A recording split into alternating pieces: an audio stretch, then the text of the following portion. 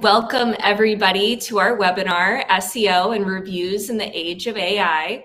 I'm Grace Wells. I'm the Director of Customer and Product Marketing here at Trust Radius, and I'm joined today by Margaret Capitani, Offsite SEO and Channel Lead at Hootsuite, and Darian Mavendad, Pipeline Marketing Specialist at Hootsuite. Welcome, guys. Thank you so much for being here. Now, Margaret and Darian, it's no secret that Gen AI and SEO have intertwined. And the advent of Gen AI is reshaping how marketers approach content syndication and optimization. It's changed the game for SEO. So if you're a user, Gen AI has helped you find things more quickly at your fingertips through those synthesized summaries at the top of your SERP results. Means less time searching for answers, and fingers crossed that the information you're getting there is trusted and a valuable, secure source of information. And that's great. But on the marketing side, like I said, the game has changed. So marketers are trying to figure out the new rules, and it feels like they're almost evolving in real time. So today we're going to discuss the shift in tactics marketers can use and really kind of get into the details on how marketers can navigate this new world of SEO and brand reputation in the age of AI. So with that, Margaret and Darian, I'd love to hear a little bit about what you all do at Hootsuite. For sure. I can talk about our team. We are essentially the offsite SEO team at Hootsuite. It's a bit of a new term, I think, for some, but it's essentially exactly what it sounds like. We're responsible for optimizing Hootsuite's search results with properties beyond just our hootsuite.com domain. So our two main focuses are, of course, working with our review site partners, including Trust Radius, as well as our affiliate program, both of which are crucial to our broader SEO strategy. And Darian and I, we work closely with our extremely talented core SEO team. I'd love to give a shout out to Zach, Kathy, and Julia. We all work together to ensure that Hootsuite has a holistic and healthy presence across different search mediums. Great, awesome. We're so excited you're here today. Thank you for hopping on with us. I'd love Thank to you. hear how your amazing SEO team is kind of approaching SEO in the age of AI and in this new world order that we're seeing. For sure. I mean, honestly, it's interesting given the pace at which AI is changing buyer behavior. Google is no longer the only search engine or medium that we're even optimizing for. It's like the search landscape is, as you said, evolving really quickly, and chatbots like ChatGPT and Perplexity, the latter, which actually calls itself an AI-powered answer engine, both of them are disrupting Google's market share. So our team, we're adapting quickly to try to retain our visibility and keep our audience engaged. I I think we can, as a team, we summarize our goals under three key pillars, which is information gain, UX, as well as social proof. So for that information gain part, that's essentially the term of the year for us. AI and search engines prioritize content that offers unique, high-value insights. It's stuff that AI can't quite generate on its own, thankfully. So for Hootsuite, this means we're providing our expert advice, our original data, and our analysis to really cater to our niche, always thinking about how we can provide our users, prospects, readers with what they need to get their roles and their jobs done. And so this ultimately helps set us apart. The second part is our UX. So both on our website and our blog, it's crucial for us to be serving a well optimized website that's easy to navigate and it loads quickly. So, and I've even read that it's ideal to keep your page load time under like 500 milliseconds. It has to be quick. So with this, we're aligning with both Google as well as ChatGPT's priority to serve user-centric content and do that as speedy and efficiently as possible. Now, of course, the last part is social proof, and this obviously includes our user testimonials from review site partners such as Trust Radius. We believe that reviews and testimonials are critical to building reputational trust and authority. both of which are increasingly important for search visibility. So for us, generating more reviews, weaving that social proof into our content strategy is critical for strengthening our brand's credibility for both LLMs as well as search engines. But yeah, it's consumer preferences are shifting, and we had to change our strategy accordingly. We don't necessarily see demand disappearing, thankfully. It's like it's shifting medium. So, as an SEO team and a broader team, it's been really interesting to see how the space is evolving with AI and to see how these new domains overlap. That's great. Thank you for sharing your strategy. It sounds like a sound strategy. The pieces that kind of stuck out to me are the first pillar. So having unique content that AI can't whip up. And that kind of ties back to user reviews, right? It doesn't get more authentic than when it comes from a real life person. Sure. AI can't make up authenticity. So I think you're spot on with that. And then the UX piece, absolutely UX testing. I feel like that one's tried and true and isn't going away anytime soon. I recently read a post from Neil Patel on LinkedIn, and he said that AI hasn't killed SEO, but expanded its landscape, which is similar to what you were saying, Margaret. He said instead of SEO, instead of search engine optimization, the approach should be search everywhere optimization. So what he's saying is that the goal should be to ensure you're showing up on chat bots and LLMs like ChatGPT and Perplexity, and in other channels like TikTok and Instagram, even in B2B. What do you think about this? What are your thoughts on this, Darian? So yeah, so sort of like both Neil and Margaret have said now, and I think anyone in this space will tell you, this is a rapidly evolving landscape. And I do agree with Neil on having to optimize everywhere, as perhaps insurmountable as that may sound for any search specialist watching this. I think the main challenge really for a lot of SEO teams right now is that there isn't really a definitive playbook or a handbook that's being given out on how to optimize for ChatGPT or Perplexity like there is with Google. Margaret outlined some ways that our team has found ways to make it work, but I think it's really important to point out that this came from a lot of experimentation. No one told us, do those three things, and you're going to appear, on all these different LLMs. So my advice to anyone is to just continuously experiment and keep your finger on the pulse and run as many tests as you can and do your research and see what actually works for you and your team. ChatGPT has kept their algorithms close to their chest. Perplexity has too. And they are changing rapidly. I mean, this right now, as we're talking in early 2025, I'm sure if you're to watch this webinar in a few months, these algorithms will once again have changed, and you'll have to sort of find new ways and run new experiments to see what works for you and your content. So that's sort of my best advice. And of course, like Margaret said, people right now are craving things that AI can't create. So those are opinions and analyses and original data that is really human-led. When it comes to the second part of what Neil said about these channels like TikTok and Instagram, even for B2B marketers, I think that's an area that Hootsuite has always really been aware of, is that B2B marketers or marketing to other businesses at the end of the day is still marketing to people. And so even if you are in the B2B space, you're probably going home just like all of us and scrolling through Instagram or TikTok. And so, yes, you do have to be on those channels as well and optimizing for those channels and certainly aware of those channels, even though it may not be where a user or a B2B buyer is converting. So all of this, I think, is crucial to just building a super holistic SEO strategy that, again, is everywhere. We'll have to cut this video and do little TikTok shorts with it after the fact. I agree completely. And, chief buyers now, especially in B2B tech, are millennials. So they are coming home and looking at, I love TikTok, looking at TikTok and looking at Instagram and having that presence where the buyer is, no matter what, rings true in B2B and B2C. And that's not changing.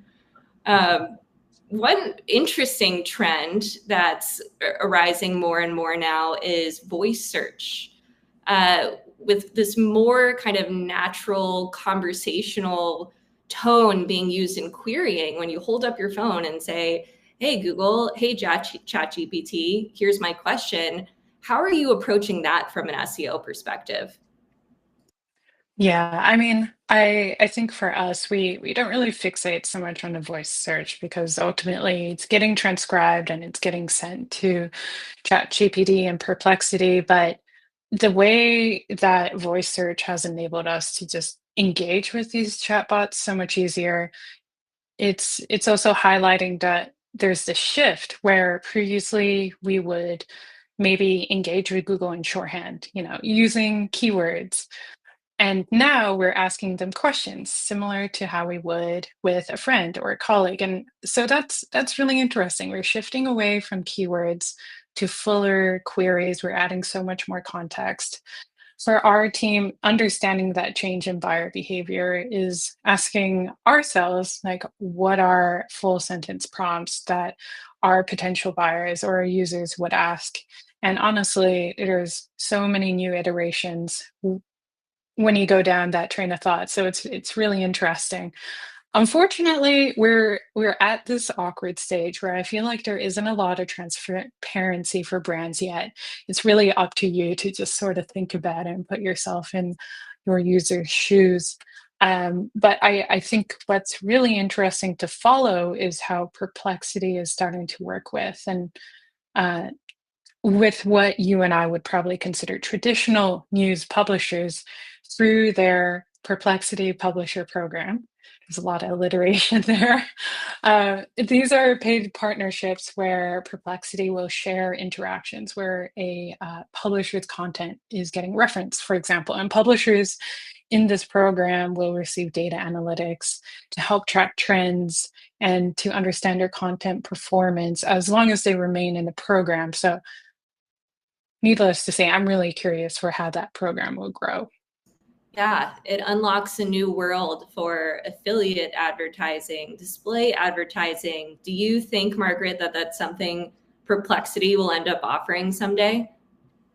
Yeah, I mean, I can only imagine this is going to grow. I think I saw a more recent press release where they acknowledged they've had tremendous interest from not only publishers, but also brands, technology companies, trying to see and understand how they can get into the program and learn more about what Perplexity has to offer for brands.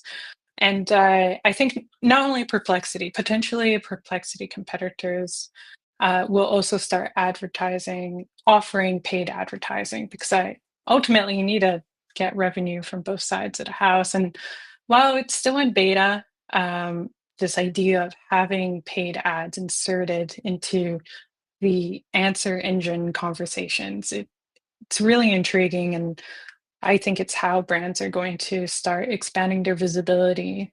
Once it opens up, obviously it's going, you'll really want to get in there early, I think, to test and iterate and to experiment and figure out how these channels can supplement what you're doing on your organic efforts. But really going back to the publisher program, it's a great example, I think, to follow to see how the space is going to evolve. Because from their first press release, they mentioned how they would introduce advertising through their related questions feature. So essentially, giving brands an opportunity to ask specific follow-up questions, very likely like leading questions where you're kind of inserting yourself into the conversation. And depending on the original question from a user. So I think it's a really interesting way of going about it. I don't know if that's the playbook that competitors are going to go with, but regardless, I definitely think it's worth following. If I was a betting gal, I'd say you're right. I think this is the next step, and it's something that marketers in general should keep a close eye on. And I'm sure Perplexity's competitors will follow suit. But like you said, Darian, this webinar could be dated in 2 months, and we could be completely wrong. But we'll see. So with that, I'm going to segue into reviews. So reviews have held authority in search engines for quite some time. People want authentic content, and from people like them for a specific use case, whatever it might be, especially in B2B tech. They want to ensure that a tool, software, platform is going to do what it says it's going to do. what role do you think user reviews play in generative AI? Yeah, I think a key point is something we discovered in our own, I say research, but it's really just us engaging with ChatGPT and Perplexity and asking them a bunch of questions, pretending to be a potential buyer. Both of them, they'll reference review sites to get information on Hootsuite. So for us, that's understanding how they engage. A user could be asking them to summarize user feedback, for example. Ask about, for this particular user profile, what do they see as the strengths and weaknesses of a given software? Or to provide an overview of our key functionality, or to quickly ask it, hey, what is something that supports XYZ in terms of the needs that I currently have?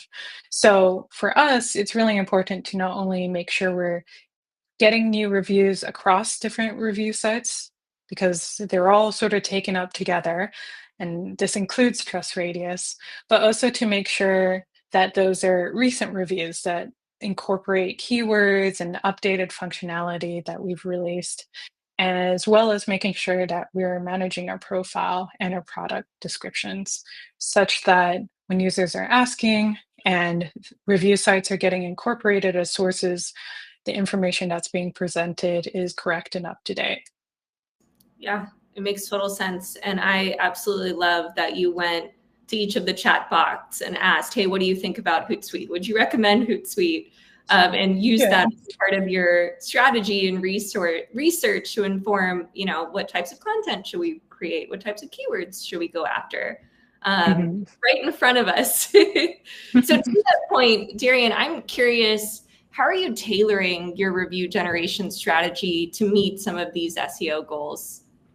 Yeah, in that regard, it's really crucial to have the right keywords included in these customer testimonials.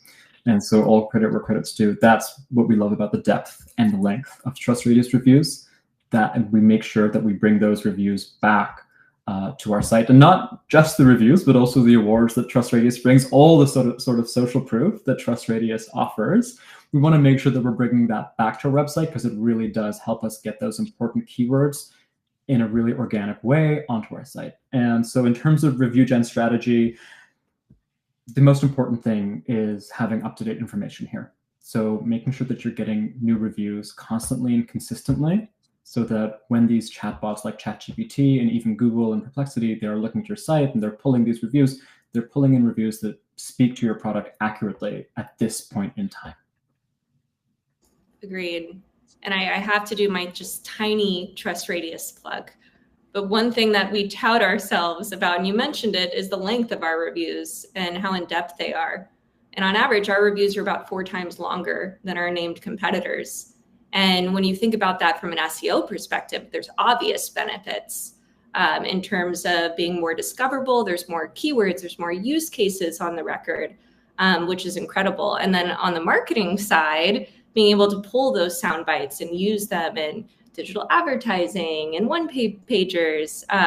So I'm the biggest cheerleader, but obviously there's multiple use cases and possibilities. So it's great to hear you say that. So you kind of gave us a little bit of an idea of how to optimize for LLMs, and we're going to do a live LLM search here in a minute on Perplexity. But I'm curious if you have any true tips that you can send marketers out there that they should weave and incorporate into their tactics. I mean, okay, so I'm going to answer this question in sort of 2 ways. The first is from a technical standpoint. I was just reading about this. When chatbots are building sort of their knowledge, they need to be able to access your website and your information really quickly. So like Margaret said, having that load time of under, what was it, 500 milliseconds, I think is crucial, because there's going to be a lot of requests coming in, and you want to make sure that your website can handle that. Admittedly, we have a hypothesis that we saw some of our pages crash over the summer because there was a huge influx from requests from these AI models. So from a technical standpoint, having a really stable and nimble and ready for anything website is paramount. It always has been paramount, but it's even more important in this sort of new age of SEO. From more of a content perspective, the best thing you can do is put yourself in your buyer's shoes, and like we do, ask ChatGPT or Perplexity or any of these bots queries that you think that your buyers will be asking, and then looking at the sources that appear and seeing, okay, is there room for us to own these sources? Are we, can we make sure that these the information on these sources is up to date, accurate to what our product is at the moment? So I think that's my biggest tip to marketers out there, and I think we can take a look at what that actually looks like. Yeah, so, that's great. So we're going to do a live Perplexity search. There we go. Okay, so maybe we can ask, what is the healthiest fast food options for a family of 4? And I think this goes back to what Margaret said about being sort of conversational. This is maybe not how you would Google something, but this is how you would interact with a chatbot. Okay, so Perplexity gives these sources right up at the top. And so if you were the marketer for any one of these companies, you can go and take a look and see exactly what sources it's pulling from. So here we have like a couple listicles. And I think what I really want to point out is that none of these sources are actually the brand's own websites. So everything that's happening here is off-site. So going in and making sure that your brand is accurately represented, that your product and what you're offering is accurately represented in these sources is paramount. Should we ask a follow-up? Is there anything else you guys want to know about the healthiest fast food? Ooh. I mean, you're putting me on the spot. What do you think, Margaret? I mean, there's the related questions right there, so we can just see what it has to say. Ooh, okay. How about also budget friendly? That's important. Yeah. And again, so we have these sources up at the top. Taco Bell, McDonald's. No surprise. We don't have, actually, Margaret, correct me if I'm wrong, I don't think we have Chick-fil-A up in Vancouver. I don't even think we have it in Canada. I don't know if we have it in Canada. So, but honestly, I don't think I've ever been, so I don't even know if I'm missing out. You're totally missing out. Take it from me. Am I? It's the best of all of them. We'll have to shout out to Chick-fil-A then. Yes.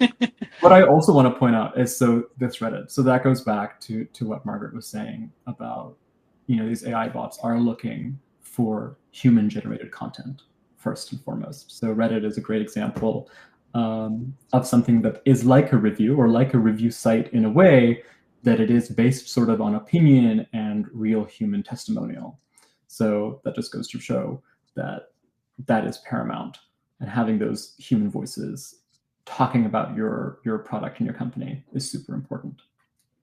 This was great. Thank you for the live demonstration. It occurred to me as we were speaking, and I'll definitely date myself by saying this, but when search engines, first came around and hit the market, I don't know if you guys remember Ask Jeeves. Oh, yeah. They said Ask Jeeves' value prop was, okay, ask in the form of a question. And that quickly went away and Google took over and it became more keyword based, and people kind of had to train themselves on how to search via keywords and not a question. Because naturally, you want to search via question. And now all of a sudden we've come full circle and we're back to asking very in-depth, detailed prompts to get.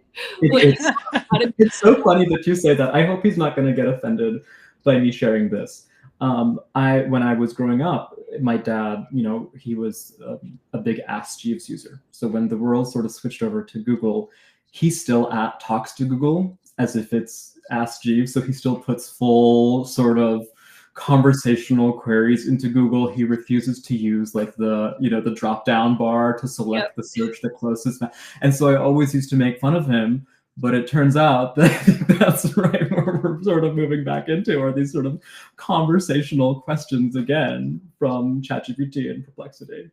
For sure.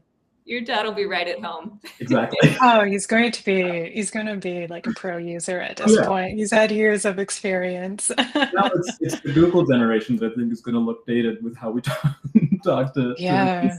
ChatGPT. Yeah, I mean, it's like with Google, you always have to remove certain keywords or you have to adjust and add commas and Yeah, plus signs and stuff. But yeah. now we're past that. Frankly, you could probably do queries that include a whole bunch of information up front and it'll take it and it'll use it, which is, it's a lot more user-friendly, I think.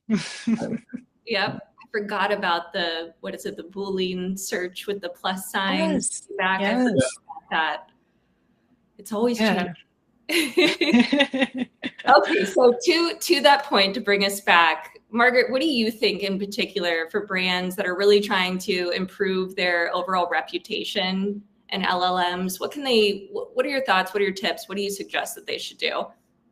Yeah, I think we'll probably just be reiterating a lot of what we sort of talked about today, but honestly, I don't know how many brands would even have a sense for how they're showing up or how they're getting talked about on answer engines or through ChatGPT. So my recommendation is honestly, it's never too late to just start going at it like a user, asking it questions to research your own product, your category. Also, ask it questions about your competitors. So get into conversation with ChatGPT, put yourself in your buyer's shoes and like see what sources come up. And especially if there are sources that are coming up time and time again, I think those are really interesting to note.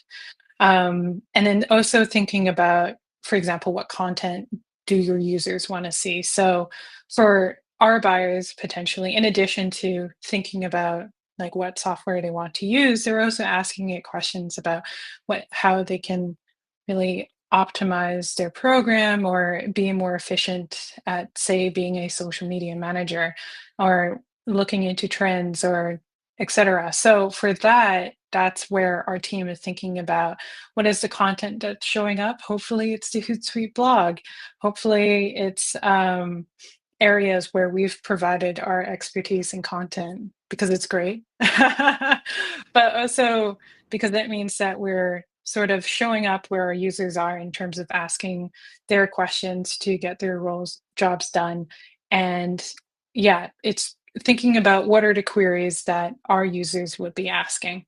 So at the end of the day, if you want to keep track of your, for example, branded mentions, just keep asking queries. And I think if you do it, say today, and then as we've been talking about, this webinar might get dated in 2 months, ask it again in 2 months. And it'd be really, I think it'd be really interesting to see what sort of changes you see just happen within that short time period. It's really rapidly evolving space. So you'll want to get your thumb on the pulse today and then check in down the road and see how things evolve.